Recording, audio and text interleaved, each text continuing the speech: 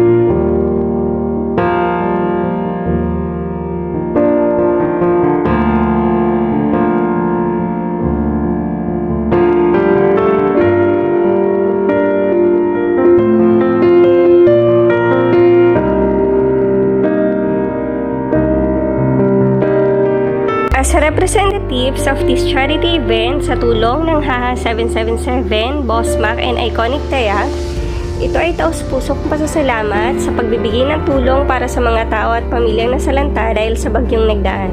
Thank you HAHA 777 for your generosity at sa walang sawang pagbibigay ng tulong para maipaabot sa ating mga kababayan. With your help, mabilis natin na ipaabot yung tulong kahit sa munting paraan at may padama sa kanila yung ating pagmamahal para sa mga taong nangangailangan. Always be grateful sa HAHA 777 dahil sila ay naging instrumento para sa hangarin na makatulong sa ating kapwa. Praying na malampasan pa ng ating mga kababayan ang anumang bagyo at pagsubok na ating kakaharapin sa buhay. Hoping na mas madami pang charity events para mas madami pa tayong matulungan in the future. And thank you again, HAHA 777.